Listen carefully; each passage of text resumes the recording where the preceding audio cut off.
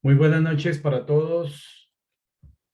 Una vez más, les damos la bienvenida a nuestro programa de conferencias públicas virtuales de la Asociación Médico Espírita de Colombia, AME Colombia, para el desarrollo de estas informaciones y estas fundamentaciones desde la ciencia de la salud hacia la ciencia espírita.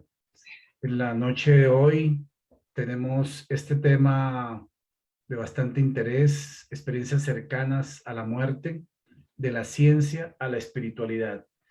Y en esta noche tenemos al doctor Fernando Lora.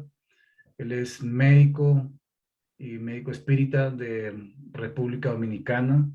Él es miembro del grupo espírita Lupina Cordero, de allí de este país, de la República Dominicana, y también miembro del Centro de Estudios Espíritas Sin Fronteras. Él es especialista en el área de imágenes diagnósticas, radiólogo, y en la noche de hoy nos acompaña para disertar sobre este tema, experiencias cercanas a la muerte, de la ciencia a la espiritualidad. Vamos, antes de darle la palabra al doctor Fernando, a elevar nuestro pensamiento y sintonizarnos con esa causa primera de todo lo existente, inteligencia suprema del universo, creador de todo lo existente, que a través de sus leyes divinas y naturales,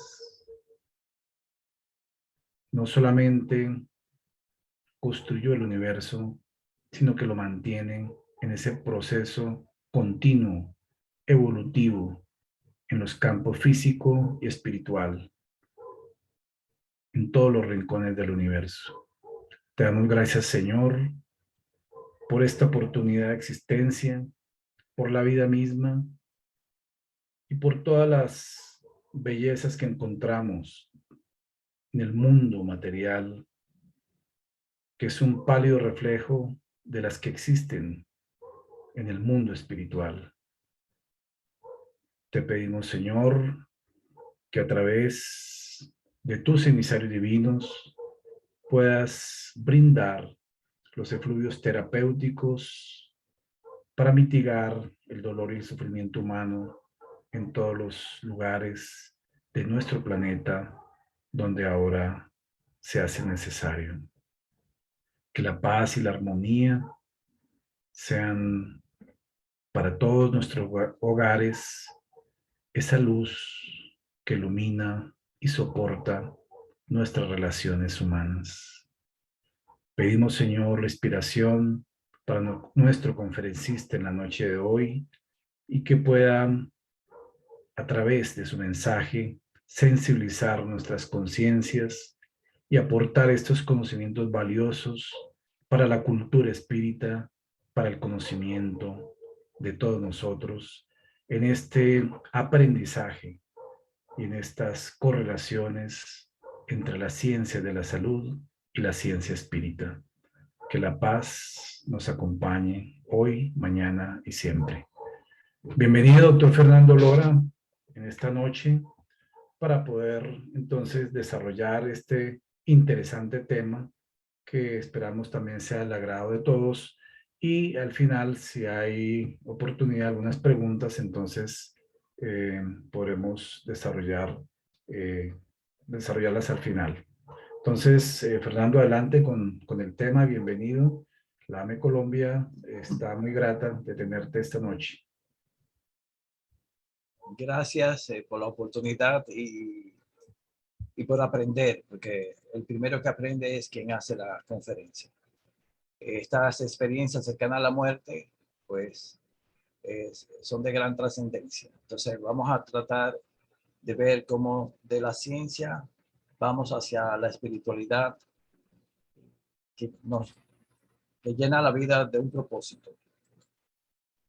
Bien. Desde tiempos muy antiguos, conocemos relatos sobre sucesos extraordinarios que acontece en el umbral entre la vida y la muerte. Por lo general, el mundo de la medicina ha desdeñado estas experiencias. Con el conocimiento actual, existe una teoría alternativa. Quizás la muerte sea la frontera entre una forma de conciencia a otra. Por tanto, no tanto un final, sino como una transición. Nos vamos a basar en este libro, que en español se llama Después de la muerte, que justamente salió en marzo del 2021, hace unos meses. Su autor es Bruce Greyson, y él dice, after en inglés, un acercamiento médico sobre las experiencias cercanas a la muerte, la vida y el más allá. O sea, él quiere pasar a otros ámbitos que derivan de estas experiencias.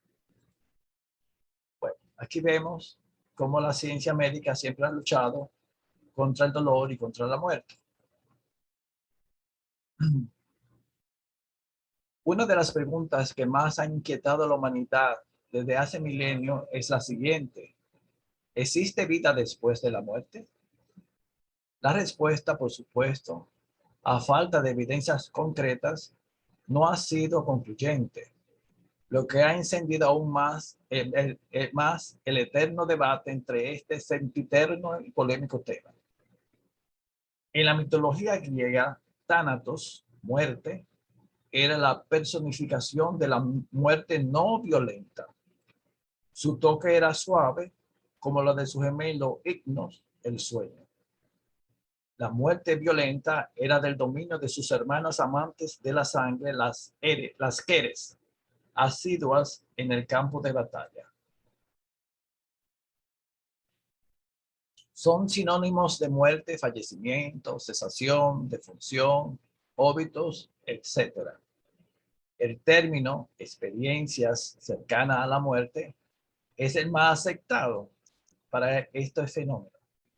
Este término fue usado por primera vez por el doctor Raymond Moody en el año 1975, cuando publicó su libro Vida después de la vida.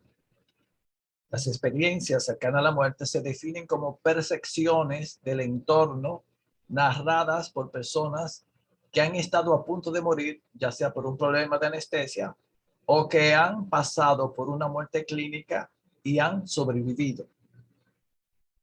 Hay numerosos testimonios, sobre todo desde el desarrollo de las técnicas de resucitación cardíaca y en la medicina crítica o intensiva.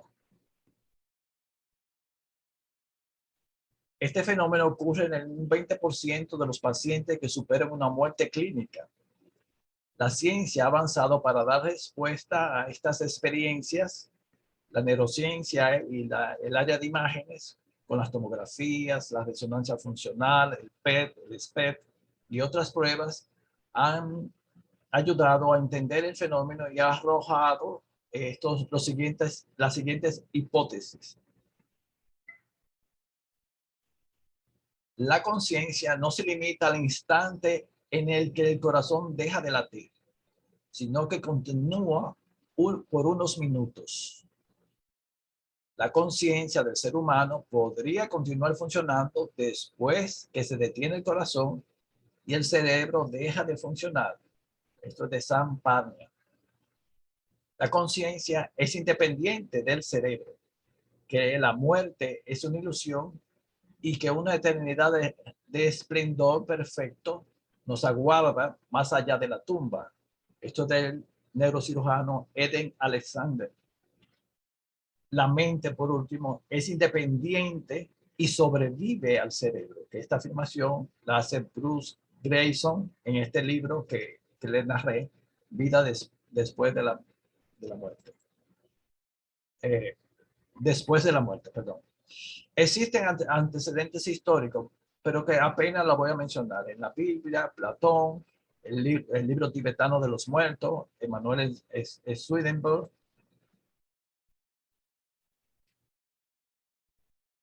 Estudiando los miles de casos a nivel mundial, en los distintos puntos de investigación, se ha llegado a un consenso general, como un patrón general de las fases de la experiencia cercana a la muerte. El paciente se siente flotar sobre su cuerpo, oye que es declarado muerto, se eleva a gran velocidad y pasa por un túnel oscuro.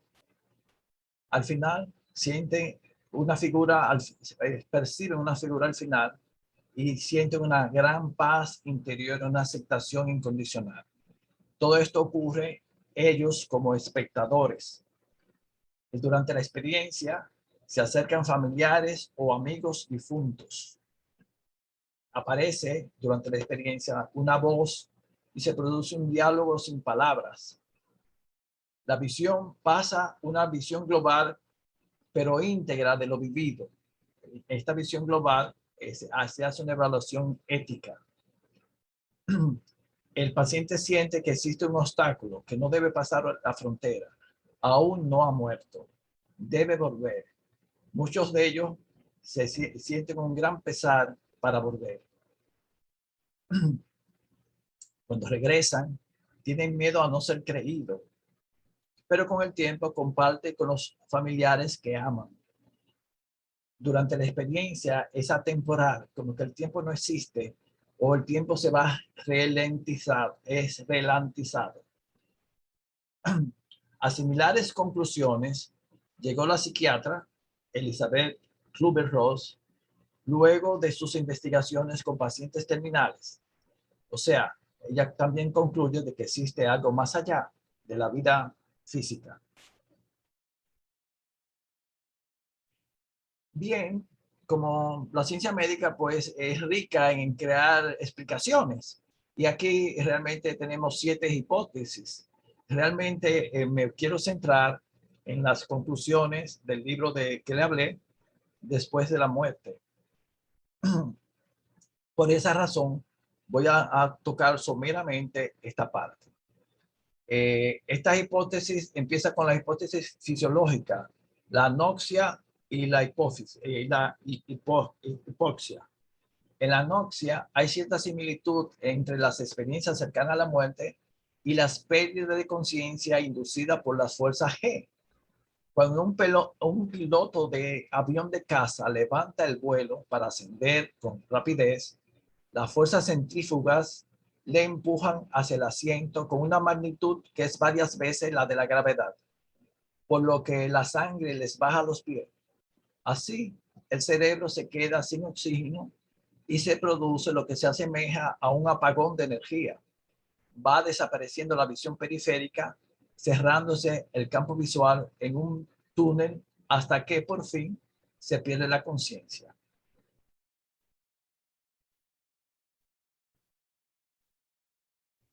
En la hipoxia, la corteza visual, esta es la explicación médica, la corteza visual se desinhibe, de modo que las neuronas empiezan a dispararse anárquicamente, dado que el 90% de las células de la retina que están íntimamente conectadas con el córtex visual, con la corteza visual, se afecta.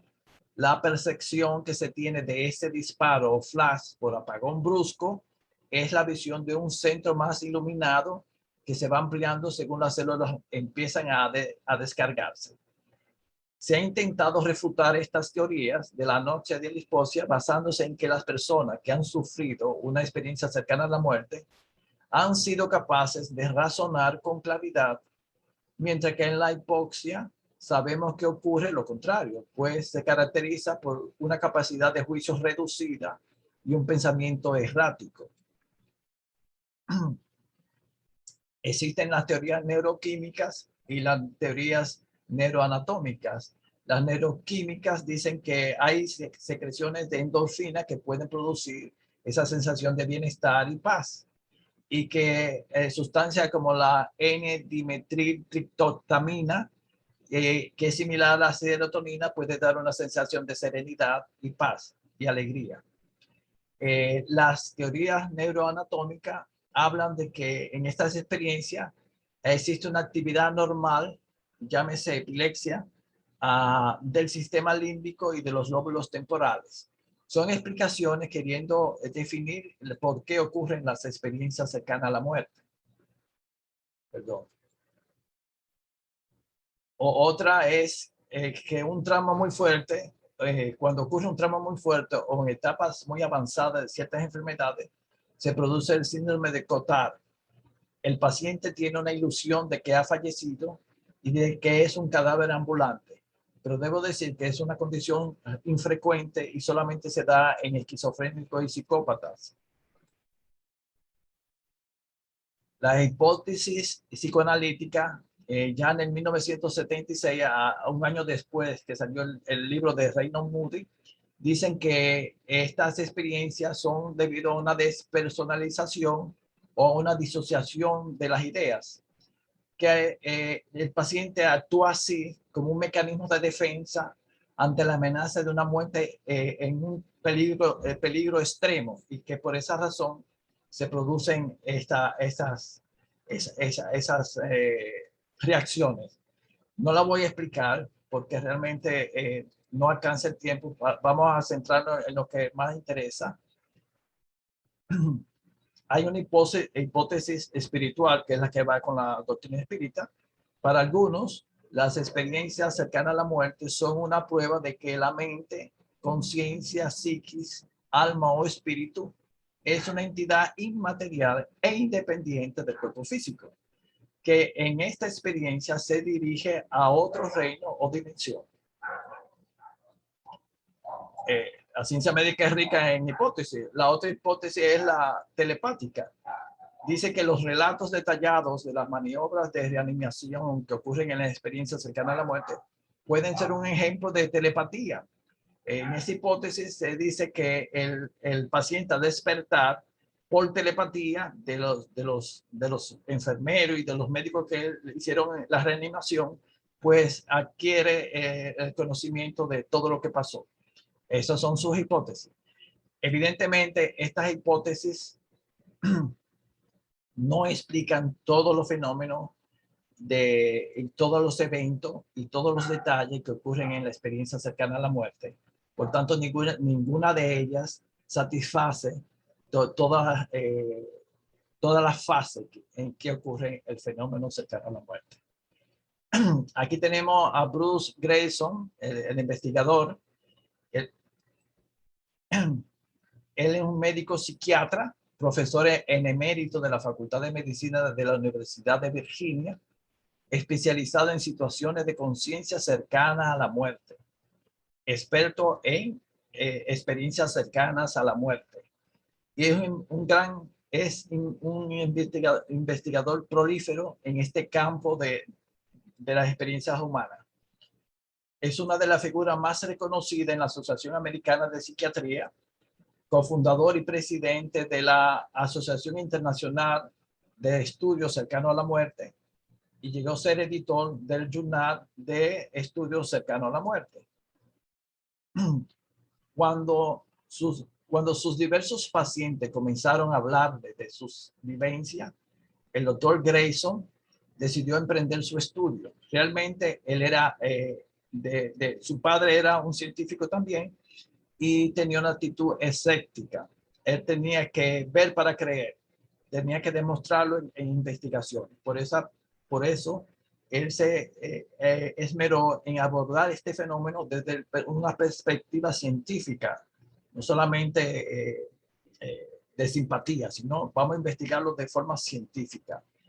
Este libro resume las lecciones aprendidas a lo largo de 45 años de trabajo, y debo decir que lo tomé de referencia porque en él narra las experiencias de los otros investigadores, porque él estaba presente cuando Raymond Moody trabajaba en su misma universidad, cuando publicó su primer libro en el año 1975, e incluso por la abundante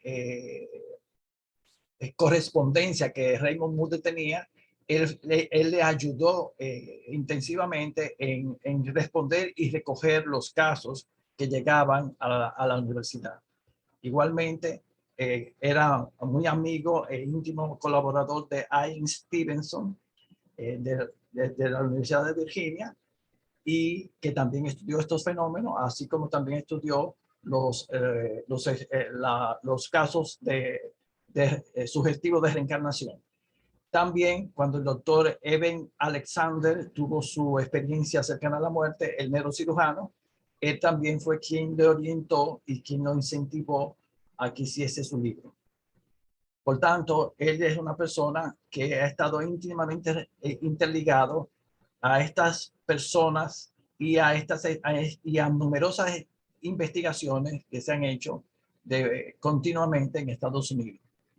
Entonces llega a esta siguiente, él no dice que sean conclusiones, sino que las cosas que aprendí durante estos estudios. Entonces, lo primero que aprendió es lo siguiente. Las experiencias cercanas a la muerte son experiencias comunes que pueden pasarle a cualquiera, incluso a ateos. El 20% de los pacientes en estado crítico próximo a la muerte las experimenta. Es decir, que viene siendo un 5% de la población general, o sea que una de cada 20 personas las han tenido. Por tanto, muchos de nosotros podemos conocer a alguna persona que haya vivido una experiencia cercana a la muerte. Como ejemplo, quería poner el caso de George, que tuvo un paro cardíaco cuando tenía 48 años y vivió esa sensación de paz. Él no vio ninguna figura sagrada ni ningún familiar en el otro lado de la vida, pero no quería volver. Si bien no soy religioso, ni creo en el cielo ni en el infierno, lo que pienso ahora es que de alguna manera hacemos una transición a otro estado. Fue tan agradable que casi deseo volver a él. Y esto es una persona casi atea. La segunda conclusión sería que las experiencias cercanas a la muerte son experiencias normales de la vida, ¿no? Pero que ocurren en las personas en circunstancias excepcionales, en paros cardíacos, en problemas de la anestesia, en hemorragia posparto, en situaciones muy críticas. Pero esas vivencias son recuerdos reales, no asociados, y se investigó si estaba asociada a enfermedad mental o si predisponía a algún disturbio psicológico y no se encontró ninguna asociación. Las personas que sufren las experiencias cercanas a la muerte necesitan de seguridad, comprensión, que las consideren normales porque se sienten unos bichos raros y necesitan validar su experiencia como real, compartirla y llegar a comprenderla. El doctor Grayson dice que les ayudamos como paciente a procesar lo vivido y nos ayudan porque de sus experiencias y nosotros tener que pasar por la experiencia cercana a la muerte, sacamos nuestras propias conclusiones y eso hacen, como psiquiatra que él es, pues hace una diferencia en la vida de las personas que se van embebiendo de este conocimiento.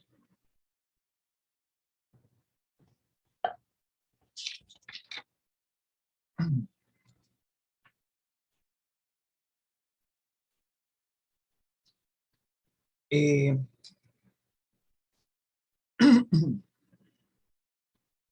Puedo poner el ejemplo de Jane Smith, que a los 23 años, tras una reacción adversa a la anestesia, durante el parto tuvo la siguiente experiencia. Nunca, ni una sola vez dudé si podía haber sido un sueño. Sabía que era real y estaba ocurriendo de verdad. Era más real que cualquier cosa que me haya pasado en la vida. Esta persona realmente, la experiencia es tan vívida, tan trascendente y tan lúcida está su mente que ellos perciben como una experiencia muy real, muy palpable y de mucha trascendencia para su vida.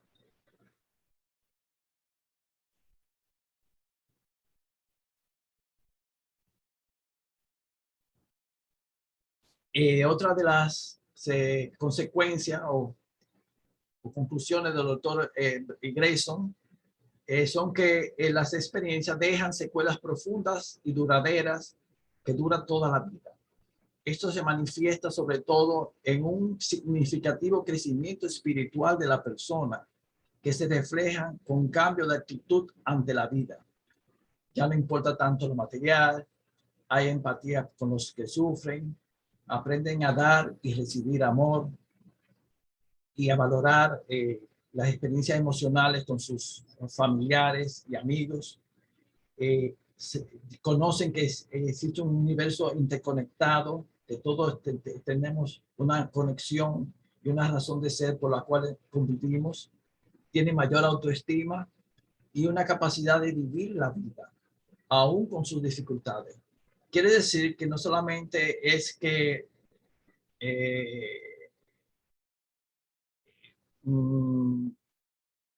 tengan un cambio de actitud a la vida y que pierden el miedo a la muerte, sino que enfrentan la vida con una valentía, con una visión, con una actitud muy positiva, diferente a las otras personas que siempre tienen como una duda y una actitud distinta. Por ejemplo, hay un caso que por un mafioso sufrió un infarto y este mafioso tenía un hotel y él más bien como era una persona que lavaba dinero. En ese hotel pues había un casino y había un grupo de prostitutas que él manejaba para sus clientes. Él tenía ese tipo de vida. Cuando vino el infarto, cambió su actitud ante la vida. Empezó a ver el sufrimiento de los otros, lo que sentían los otros, la importancia que en los otros existía, y fue dejando ese tipo de vida.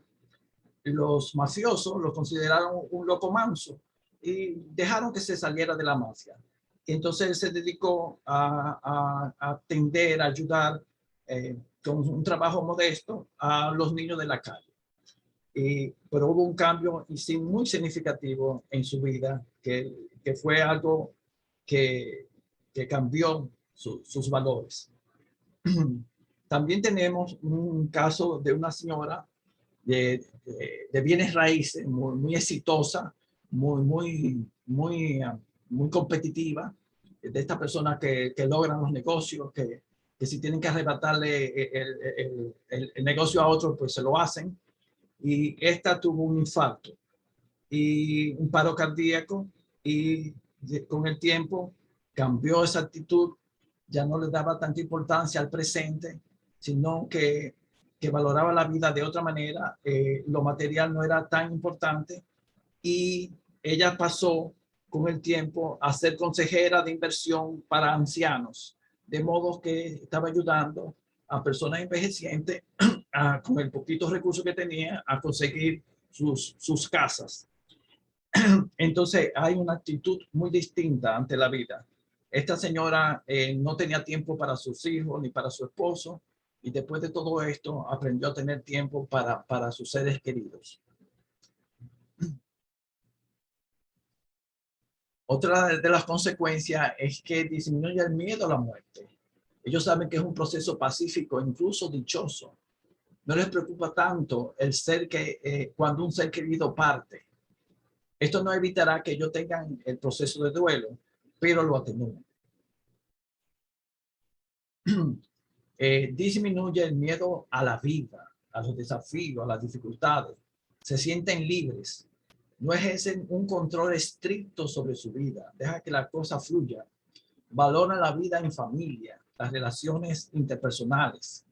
Es la oportunidad de enmendar errores, crecer en conocimiento y aprender a dar y recibir amor. Ellos animan a los demás, a los que conocen sus experiencias, a abrirse y a disfrutar lo que la vida nos da. Nos importa menos el cometer errores, los corregiremos.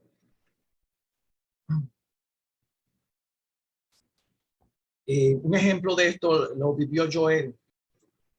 Él era una persona que tenía una enfermedad con terribles dolores físicos, y desesperado intentó escapar a esa vida lamentable que él tenía, intentando suicidarse con una sobredosis. Él sobrevivió a este intento de suicidio porque tuvo una experiencia cercana a la muerte. Entonces allí comprendió que se le dijo que había cometido un error en ese plano de esa experiencia, pero que de todos modos él era amado. O sea, él no se sintió acusado, se sintió amado y comprendido. No fui al infierno porque tenía miedo de suicidarse porque no quería ir al infierno. Fui a un sitio bueno. Jamás volveré a intentarlo. Aceptaré y aceptaré mi enfermedad con su cortejo de dolores. Con la sobredosis cometí un error, pero me enviaron de vuelta para empezar de nuevo. Y él ya con este conocimiento y esa decisión de sí mismo, sabía que tenía que enfrentar su vida de expiación y prueba de manera positiva, que el suicidio no era una salida y que más vale hacer lo mejor porque nos espera un mundo bueno y más allá espiritual, y que todo en la vida tiene un propósito y tiene una finalidad. Por tanto, eso le dio un contexto que ayudó a vivir su vida de dificultad. Otra de las consecuencias es que vivir más plenamente en el momento presente. En vez de dedicarse a revivir el pasado o a fantasear con el futuro, es vivir como si fuera la última oportunidad. Aprovechar al máximo cada uno de sus días. Importante, esto hace que los demás también nos decidamos a una vida más plena y a vivir el momento. Entonces ellos aprenden a no solo valorar las alegrías. El dolor se enfoca de otra manera. Hay que disfrutar del dolor, del cansancio. Estoy cansado, pero es porque tuve la oportunidad de trabajar. Tengo dolores, pero es porque ya llegué a los 70 años. Qué bueno que llegué a los 70 años. Entonces la vida se acepta los dolores, las dificultades de otra manera. Impulsa a llevar nuestra existencia no solo lleno de obligaciones, sino también de alegrías. Hay que buscar los momentos positivos y es verdad que hay que cumplir las disciplinas de la vida y las obligaciones de la vida, sabiendo que puede que no tengamos una segunda oportunidad, como que hay que aprovechar la vida, ser consciente de las cosas que vivimos. Cuando comemos un mango, por ejemplo, y está agradablemente bueno, pues qué alegría poder disfrutar de ese mango. Tenemos que darle a Dios la gracia por la oportunidad de compartir, de sentir ese placer que nos da ese mango en particular.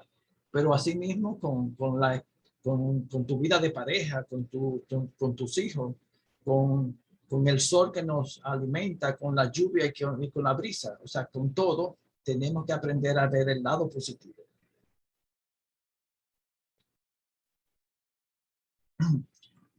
Ahora las conclusiones llegan a ser las más difíciles para un médico científico como el doctor Grayson. La relación entre la mente y el cerebro, dice, yo tengo que decir que él utiliza su raciocinio y lo explica en muchas oraciones. Yo no podía usar todo lo que él dice porque no cabría aquí. Entonces, por tanto, yo resumí a mi forma los conceptos. Entonces, le hablo de los conceptos vertidos por mi lectura de sus conclusiones. El cerebro actúa como un filtro, limita nuestras percepciones. Cuando deja de hacer una función, esta función de filtro, se percibe entonces el tiempo, la luz, la distancia de otra forma, que es lo que ocurre en el momento cercano a la muerte, que ya el tiempo ya no existe en el tiempo, se recorre en distancia inmensa, en milésimas de segundo, es otra dimensión, por decirlo de alguna manera. La mente puede funcionar perfectamente sin un cerebro que la filtre. Un ejemplo, la medicina tradicional la encuentra en los enfermos terminales de Alzheimer. Cuando el cerebro, por daño del cerebro, ya deja de actuar como regulador, entonces se produce lo que se llama lucidez terminal antes de la muerte. O sea, el paciente vuelve a recordar quién es, a reconocer a sus familiares y vuelve a ser, porque acuérdense, lo que estaba dañado era su cerebro físico, no su alma. Su alma sigue siendo la persona que es y ama a la persona que ama. Y realmente eso está ahí. Por tanto, cuando el cerebro no deja de ser ese amortiguador, surge esa lucidez terminal, como dice aquí. Y esto es un ejemplo de que el cerebro actúa como filtro. Él dice que el cerebro físico actúa como un teléfono móvil, recibiendo los pensamientos y sentimientos de la mente no física, no es la física, convirtiéndolo en señales eléctricas y químicas que el cuerpo, para que el cuerpo pueda entenderla y utilizarla. Cuando tenemos el celular, viene una onda sonora y el celular la transmite, la lleva a una señal eléctrica y el microprocesador lo vuelve a convertir en voz y se produce la comunicación rápidamente. Pero el hecho es que nuestro cerebro es algo así. Recibe esas emociones y sentimientos de la mente no física. Entonces, la idea de que la mente y el cerebro son entidades separadas y de que el cerebro actúa como filtro de nuestros pensamientos y sentimientos, dice el doctor Grayling, parece ser la hipótesis de trabajo más plausible. Entonces se hace la pregunta, preguntémonos si somos únicamente máquinas biológicas o algo más que eso.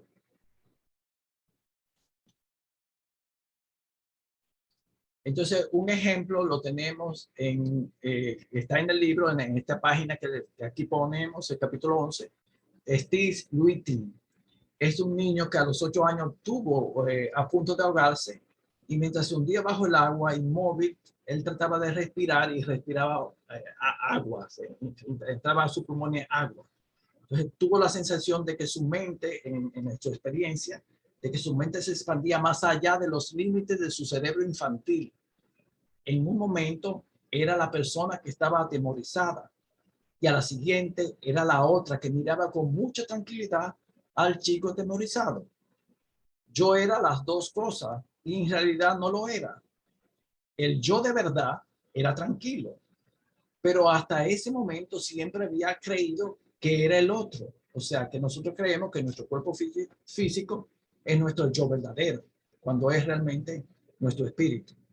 Y esto está contactado aquí y lo doy como un ejemplo de esa diferencia entre la mente y el cerebro. La última conclusión del doctor Grayson es la más difícil para un científico. Dice, posible existencia de la conciencia después de la muerte. Esta premisa excede el método científico actual o está más allá de nuestra capacidad de imaginación científica. Y él más o menos habla de esa experiencia que tuvimos los médicos de las bacterias en el estómago. Se decía 30 años atrás que con el pH del estómago era imposible que existiese bacterias, pero luego se descubrió que sí, que era posible. En el lecho submarino existen bacterias, se llaman microorganismos termófitas, que son capaces de sobrevivir y estar a 80 grados centígrados, y otras son no se lleven de mí. Existen unas que, que aguantan una temperatura de 120 grados centígrados. Entonces, esto rompe todos los esquemas de la ciencia, porque se dice que las proteínas se degradan a los 40 grados, entonces no debiera existir vida en esas condiciones. Sin embargo, existe. Entonces, el hecho de que la ciencia no sepa cómo explicarlo no quiere decir que no exista. Entonces, ese es el punto. El doctor Grayson va más allá. existe la conciencia después de la muerte. Así como la existencia de muchas partículas subatómicas, solo tenemos pruebas indirectas, pero por eso no dejan de tener validez científica y su aplicación en la práctica confirma la hipótesis. Un ejemplo de esto lo tenemos en el bosón de Higgs. Esta partícula fue de forma teórica, matemática, fue concebida en el año 1964 por Peter Higgs. ¿Qué pasa? Que su descubrimiento se confirmó científicamente casi 50 años después, cuando en aquel acelerador de partículas que existe cerca de Suiza, de Ginebra, es un acelerador que tiene 27 kilómetros de diámetro, es un túnel a 150 metros debajo de la Tierra, y allí existe ese acelerador de partículas su ultra rápida, y se confirmó que sí existe, que es una sustancia inestable que tiene una serie de características rarísimas para la física, pero que se confirma que de la energía se pasa a producir materia. Y realmente para la ciencia de la física es un paso increíble. Y así tenemos que, así existe para la ciencia de la física y de la medicina, con lo de la bacteria y el estómago. ¿Por qué no existe a nivel del espíritu? ¿Qué pasa? Que a nivel del espíritu no es lo mismo, porque no podemos llevar al ser humano al laboratorio, a la mente del ser humano al laboratorio, ni disecarlo. Pero, como él bien dice, pruebas indirectas, así como en las partículas subanatómicas, por pruebas indirectas llegamos a las conclusiones. Entonces dice que uno de esos ejemplos en las experiencias cercanas a la muerte ocurren cuando el que sufrió la experiencia interactuó con personas que él no sabía que estaban muertas y que habían muerto de verdad. Entonces, hay un ejemplo con un soldado en Sudáfrica. Él estaba gravemente enfermo y medio estaba enamorado de una enfermera rubia, muy buena moza. El hecho es que él tuvo una experiencia, tuvo un fallo respiratorio y entró en multiclínica y tuvo una experiencia cercana a la muerte. En su experiencia, él ve a la enfermera y la ve muy bella, con un traje rojo, y ella le dice que le diga a sus padres que no fue culpa del carro que les regalaron la causa de su muerte. Y él se quedó pasmado, porque él no sabía que ella estaba muerta. Cuando él regresa, realmente constata que sí, que ella estaba muerta, y él no sabía de esa realidad. Entonces, realmente en su experiencia, él pudo tener conocimiento y confirmación de que la mente de su amiga, que ya no estaba viva y que él no sabía que estaba muerta, seguía existiendo, y le dio el mensaje. Entonces, la existencia de entonces dice el doctor Grayson, la existencia de la conciencia posterior a la muerte parece ser la hipótesis más plausible. Esto está en la página 330 de este libro, en la versión digital, debo decir. Entonces, quienes han tenido esta experiencia suelen hablar de la muerte como una puerta de acceso a otro tipo de vida. Regresan con una creencia nueva o reforzada de la existencia de la vida después de la muerte. Por ejemplo, Glenn decía: no tengo miedo a morir, solo a no corregir las cosas negativas de mi vida. Aguardo la muerte como una liberación y una nueva vida. Peggy decía: espero la muerte y no me da miedo. Será entonces que pueda irme a casa, volver allí de donde vengo. Entonces, hay un pensamiento que pone el doctor Grayson, que dice que la ciencia es siempre una investigación inconclusa. O sea, la ciencia siempre tiene que seguir investigando, llegando a conclusiones más allá, para ir llegando a la verdad, que la verdad solamente la tiene Dios, por decirlo de alguna manera. Entonces, como reflexión final, las experiencias cercanas a la muerte, dice el doctor Grayson, acuérdese que él es un científico, pero un psiquiatra. Y como psiquiatra, él busca qué consecuencias emocionales tiene esto para la vida de las personas. Entonces, es como un virus positivo. Nos deben contagiar de esa chispa que hace valorar la vida presente. Él quiere decir que estas personas que sufren la experiencia ya tienen un cambio positivo en su vida, pero que nosotros debiéramos contagiarnos de ese virus y también hacer ese cambio de contagiar, de tener una chispa en nuestra vida, de ver la vida de otro ángulo y darle valor a las cosas que realmente merecen el valor.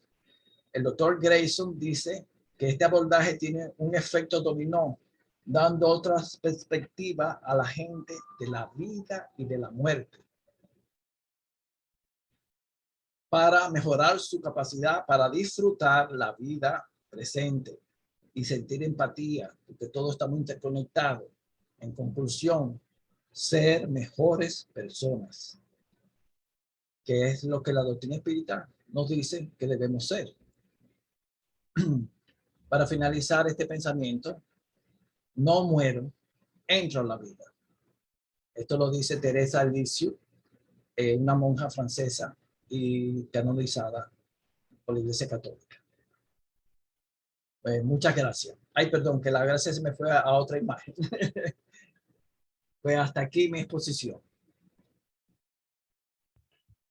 Muchas gracias, Fernando, por esta presentación y este tema, digamos, que se ha desarrollado en relación a las experiencias cercanas a la muerte y pues hay algunas inquietudes que nos han hecho llegar acá y que las han colocado en el Face. La primera tiene que ver con... hay un autor espírita que se llama Ernesto Bozano, que ha escrito una serie de libros, varios de ellos dedicados al tema de la muerte. Uno de ellos es el libro Fenómenos psíquicos en el momento de la muerte, ¿no? En ese libro él habla de fenómenos de telequinesia alrededor de las experiencias cercanas a la muerte, ¿no? Y de fenómenos musicales, ¿no? De escuchar músicas. La pregunta es, dentro de este libro del doctor Bruce Grayson como psiquiatra que es y que está dentro de estos investigadores científicos postmaterialistas que llaman ahora, que están con ese paradigma, digamos, eh, donde aceptan la existencia pues, de la conciencia independientemente del cerebro. En ese libro hay algunas experiencias, algunas narraciones en torno a estos mismos hallazgos que encontró Ernesto Bozano, que es considerado el mayor investigador de estos fenómenos en la época postcardesiana. Eh, algunos fenómenos musicales ha encontrado el doctor Grayson o de telexinesia. Sí, muchos de los pacientes que han tenido esa experiencia cercana a la muerte han escuchado como una música bellísima, especial, celestial. Ellos la describen como celestial, según el hecho es que otros perciben como una armonía en la naturaleza que se refleja como una especie de música. Es algo, según la persona, la narra de distintas maneras, pero realmente hay esa percepción de en esa frontera, por decirlo así, de existir esa armonía, esa belleza en el sentido sonoro. Claro, para una persona que, por ejemplo, sea de una religión que cree en los ángeles, pues quizá pues, va a decir que son los ángeles que están cantando. Para otros que son más materialistas o lo que perciben es que la naturaleza per se tiene una armonía, un ruido, un ritmo, y que eso es bello. Percibir toda esa grandeza del universo es bello. De por sí es una música. Cuando se ve el espacio, hay una sonoridad que es sin palabras, simplemente música. Se percibe la grandeza de ese universo en el cual se refleja a Dios, nuestro Padre, como la armonía infinita actuando en el universo. No sé si contesté a lo que la persona quería. Sí, sí, sí, a eso se refería. Muchas gracias, Fernando. Antes de la siguiente pregunta, pues queremos agradecer a las más de 70 personas conectadas desde Bogotá, Cali, Facatativá, Mosquera, Madrid, Bucaramanga, Cartagena, Santa Marta, Mocoa, Zipaquirá, Chía, Ibagué, Valledupar, todas estas ciudades de Colombia acá, ¿no? Pero también desde otros países como Argentina, Australia, obviamente República Dominicana, Brasil, eh, Perú, desde Lima y Arequipa y Chiclayo, y Ecuador, Guayaquil, también desde Guatemala, Nueva York, Panamá, Venezuela, entre otros, ¿no? Entonces, gracias a todos los que han estado en el seguimiento de esta conferencia y de estos temas que desarrollamos los días martes, ¿no? Fernando, hay una pregunta que hacen aquí un compañero de Cartagena, dice, eh, manifiestan muchas de las personas que han pasado por la experiencia cercana a la muerte, que ellos ven mucha luz, sienten mucha paz y mucha felicidad y sienten el deseo de quedarse, son devueltos al cuerpo físico. ¿A qué se debe esto, no? Ya comentaste algo sobre el respecto, pero si quieres ampliar algo. Eh, las investigaciones dicen como que depende de las creencias de la persona, en el sentido de cómo darle un contexto teórico a eso. Por ejemplo, el doctor Alexander, él es protestante, entonces para él aquella belleza, aquellos colores, aquel prado, aquella música que sentía en ese prado, era una evidencia de que el cielo existe, es su visión, eh, y se acepta, es su visión.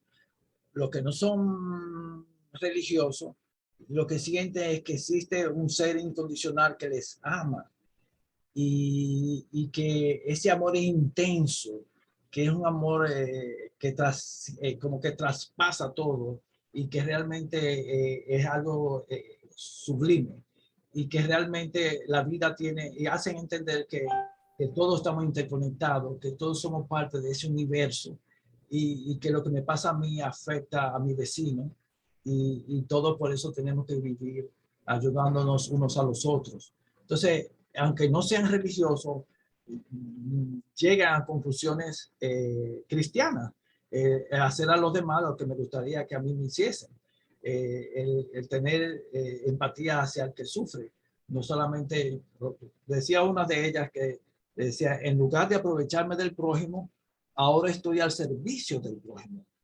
Hoy sé quién soy y hacia dónde voy. Ya no estoy perdida. Entonces realmente esas experiencias que ellos tienen son trascendentales. Entonces esa luz es una luz especial, pero no es la luz normal del plano físico, es una luz intensa, es una luz con otro brillo, con otros colores, con otros matices que ellos dicen que no se pueden describir con las palabras habituales del lenguaje humano. La paz que ellos sienten es algo súper especial. Entonces realmente, por ejemplo, aquel que tenía miedo, que se quería suicidarse y él sintió esa paz y al mismo tiempo de que él no era juzgado, de que no había un infierno, simplemente un amor incondicional que lo que hace es tratar de enseñarle que tenía que volver para corregir su error, para enfrentar la vida de otra manera, pero no era estigmatizado, señalado, juzgado, sino amado. Entonces, esa sensación para ellos es algo importante y de verdad que desde el punto de vista emocional hace ver la vida de otra manera y hace valorar la existencia de otra manera. Si somos amados, tenemos también que amar y aprender a amar, porque estamos aquí para aprender, porque eso es lo que ellos se dan cuenta. Estamos aquí con un propósito, con una misión, con una finalidad, y esa parte de esa finalidad es aprender, no solamente conocimientos intelectuales, sino aprender a esto, a amar, a perdonar, a ser empático, a tener, a ponerse en el zapato del otro, porque muchos de ellos en la valoración que hacían de la vida, veían su vida, ¿verdad? Pero también podían no, percibir lo que sentía su madre o su hermana o su esposo en situaciones concretas de la vida en las cuales habían desafecto, desamor, por decirlo de alguna manera. Entonces podía sentir lo que sentía el otro para darse cuenta hasta qué punto él dañó, él lesionó la amistad que existía con esa otra persona. Entonces ese ponerse en el zapato del otro es algo importante para el aprendizaje de uno como ser humano. Así Sí, podemos crecer.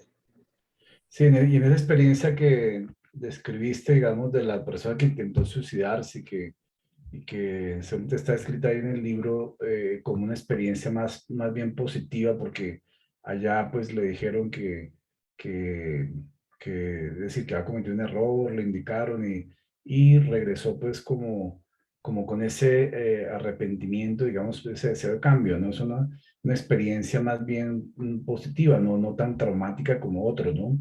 Porque, por ejemplo, Kenneth Ring, que es uno de los que ha investigado las que él llama experiencias al borde negativas, que son las personas que se han intentado suicidar y no lo logran, y entonces entran, digamos, en una experiencia cercana a la muerte pero negativa. ¿Por qué? Porque, digamos, con esa vibración y el problema, digamos, que tienen para que lo llevó a suicidarse, ingresan vibratoriamente en un plano espiritual donde las condiciones son precisamente de los que ya sí se han suicidado. Entonces, ahí las experiencias que tienen son negativas en el sentido que ven el dolor y el sufrimiento de los suicidas. Entonces, cuando ellos tienen experiencia y regresan, las cataloga Kenneth Ring como experiencias al borde de la muerte negativas, y ellos también, así como tú expresaste en la conferencia, tienen una transformación en su vida porque dicen, bueno, si yo iba a llegar a ese sitio, si voy a llegar a ese sitio, si me suicido, realmente no quiero llegar allá, prefiero quedarme aquí. Entonces los hace cambiar también. Entonces mira que la ciencia permite, digamos, y en estas investigaciones, estos investigadores encuentran experiencias diferentes, pero que en últimas llevan a un mismo fin, una transformación de la persona para, digamos, no volver a cometer esos errores, ¿no? Si quería agregar que de los que intentan suicidarse, una cuarta parte tienen experiencia cercana a la muerte. Y como bien tú decías, no todos la tienen una experiencia positiva, porque el mismo estado de rebeldía, de desarmonía que ellos tienen, lo lleva a una experiencia negativa. Pero la mayoría realmente es como, yo diría que es como un auxilio espiritual. Te vas a equivocar si haces eso, trata de corregirlo. Para la mayoría es como un aviso de que ese no es el camino. Y de todos ellos, de los que tienen la experiencia cercana a la muerte bajo intento de suicidio, más todos no tienen tendencia a suicida más nunca. Buscan la ayuda de terapeuta, de que la auxilien en sus problemas emocionales, pero el suicidio ellos saben que no es una salida, por suerte. Sí, aquí hay otra pregunta, digamos, que es lo siguiente. ¿Cómo podemos desde el punto de vista espírita entender las experiencias al borde de la muerte desde las conexiones espíritu, perespíritu, cuerpo físico?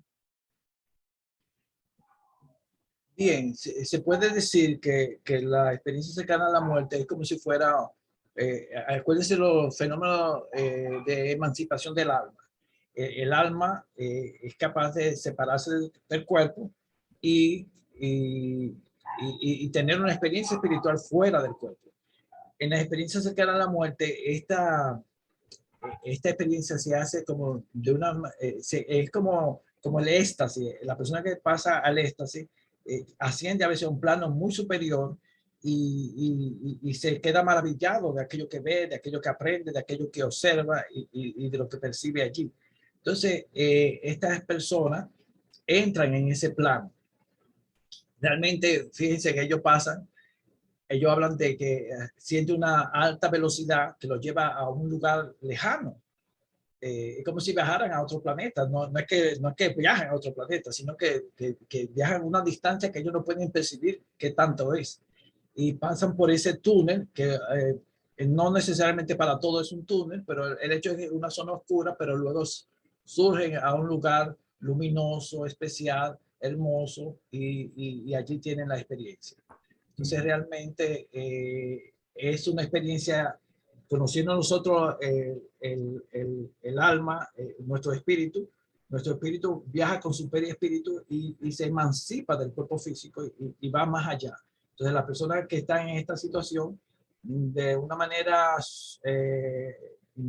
porque no todos son medium, pero viven una experiencia no necesariamente mediúnica. Acuérdense que existen los fenómenos anímicos. O sea, el alma es capaz de separarse del cuerpo y tener una experiencia más allá. Entonces, en esta persona ocurre y para ello, pues, una vivencia muy positiva. Yo creo que es como una gran ayuda espiritual y al mismo tiempo, si Dios permite todo esto, es como para que tengamos una conciencia, porque fíjense lo que dice el doctor Grayson, no es solamente las que viven la experiencia cercana a la muerte, sino los que estudian esto, los que conocen estos hechos, le va cambiando la vida, si analizan, si ponderan estas situaciones, pues sacan conclusiones que van cambiando la vida, como la doctrina espírita cambia nuestras vidas si realmente somos espíritas. Muy bien.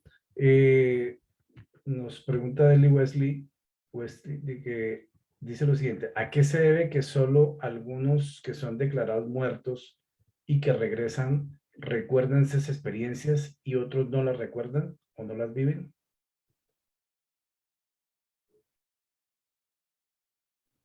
Sí, fíjense, realmente de todo lo que sufren paros cardíacos o están en estado crítico, es un 20% que tiene la experiencia. Uno se pone, los investigadores no saben la razón. Yo lanzo la hipótesis, no estoy diciendo que digo una verdad, sino lanzo la hipótesis, cuidado si esta persona tiene mediunidad y no lo saben.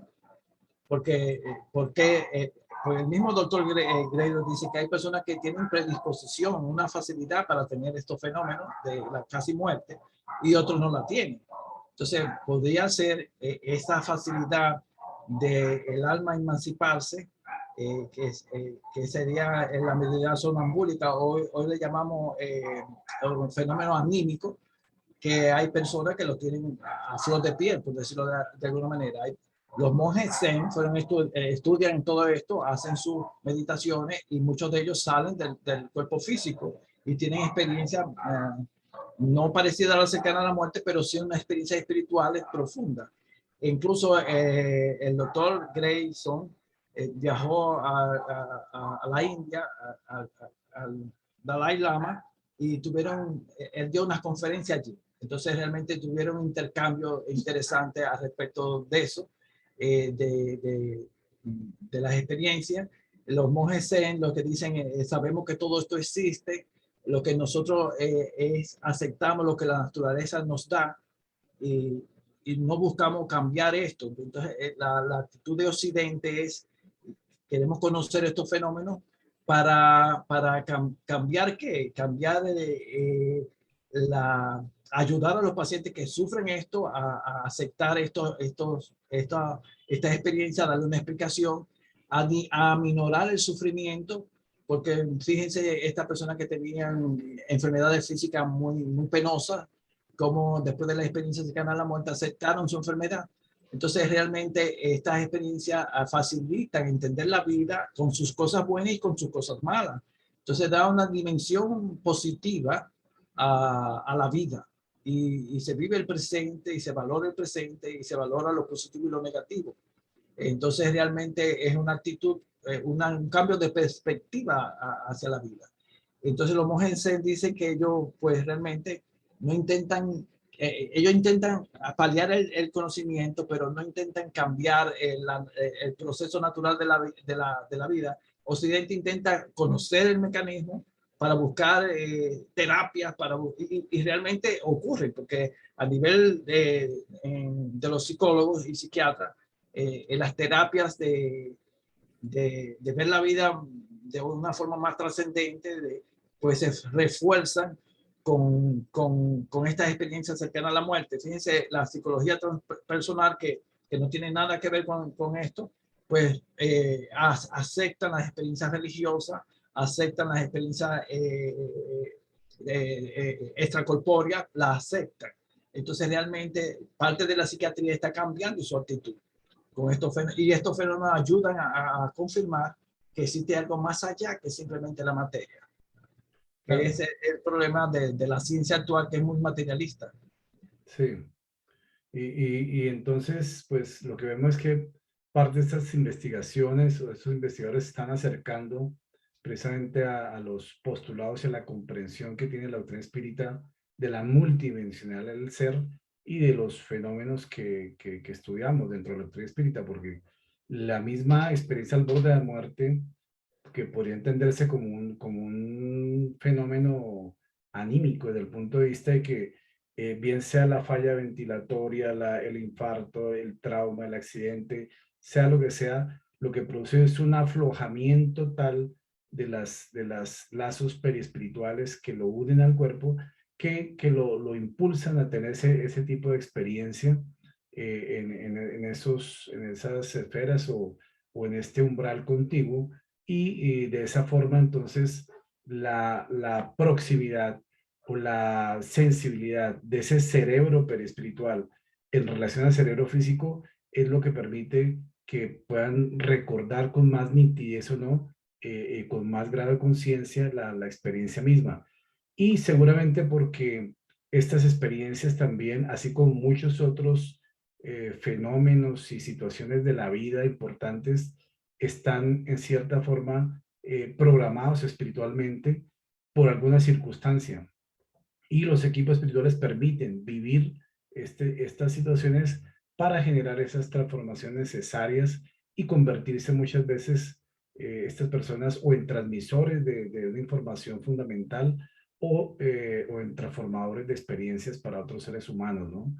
Y por eso consideramos que esta séptima premisa o conclusión que tú nombrabas en la conferencia, que hace referencia a la existencia, a la conciencia después de la muerte, pues es una conclusión y una reflexión bastante interesante también de este libro y de este psiquiatra, el doctor Grayson, porque se sintoniza plenamente con el fundamento de la doctrina espírita, que es el fundamento de la inmortalidad del alma, ¿no? Que lo que están haciendo estas investigaciones es precisamente sustentando la realidad de este principio, y que ellos lo llaman en su lenguaje, digamos, la conciencia, la sobrevivencia de la conciencia, y para nosotros pues es la sobrevivencia del alma o pues del espíritu también, ¿no? Muy bien, muchas gracias, doctor Fernando Lora. Creo que ha sido una conferencia muy interesante, muy llamativa, digamos, para comprender estos fenómenos desde la óptica espírita también. Y no nos queda más sino agradecer a todo el público presente virtualmente por su asistencia, por su participación, y al doctor Fernando Lora por su disertación de esta noche. Si Sí. quieres las palabras finales y cerrar con una oración también, Sí. bienvenido. Yo quería decir que por razón de tiempo, porque yo tenía mucho temor, el tema es muy amplio, el doctor Grayson es un científico. Él, sus conclusiones, él la hizo que otros pares, o sea, otras universidades y en otros países, se tratase de confirmar o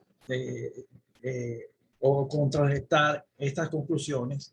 Entonces, realmente, él siempre tuvo esa actitud, y muchos de sus datos estadísticos, de sus formulario de preguntas como psiquiatra para llegar a conclusiones, fueron sometidas a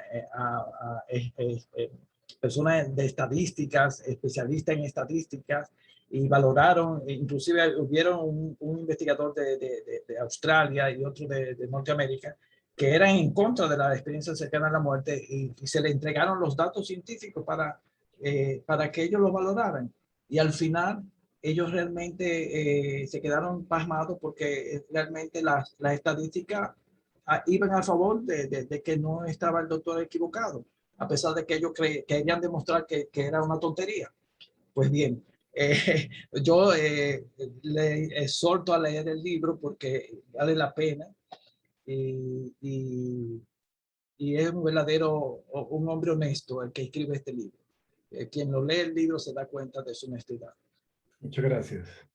Gracias por la oportunidad, y vamos a dar ahora gracias a nuestro Padre, Dios, que tan amorosamente nos da la oportunidad de la vida, de la oportunidad de aprender y compartir lo que aprendemos de otros, que Dios ha permitido estas experiencias cercanas a la muerte para que el mundo despierte, vea otra realidad que es más allá de la materia física, y que tú, Señor, nos ampare en vivir el momento presente, en valorar la vida, las interrelaciones con nuestros seres queridos y con todos los que nos rodean y nos, y nos asisten.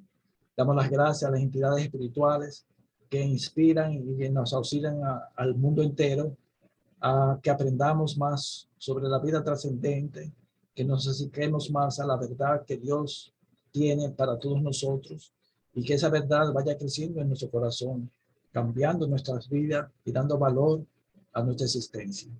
Damos las gracias y bendecimos el momento. Que así sea. Que así sea. Muchas gracias, doctor Fernando Lora, por su presentación. Y la AME Colombia, Asociación Ecoespíritu Colombia, les da una grata y feliz noche, y un hasta pronto, hasta nuestro próximo martes en la siguiente conferencia. Gracias, doctor Fernando Lora, y a todos ustedes una feliz noche.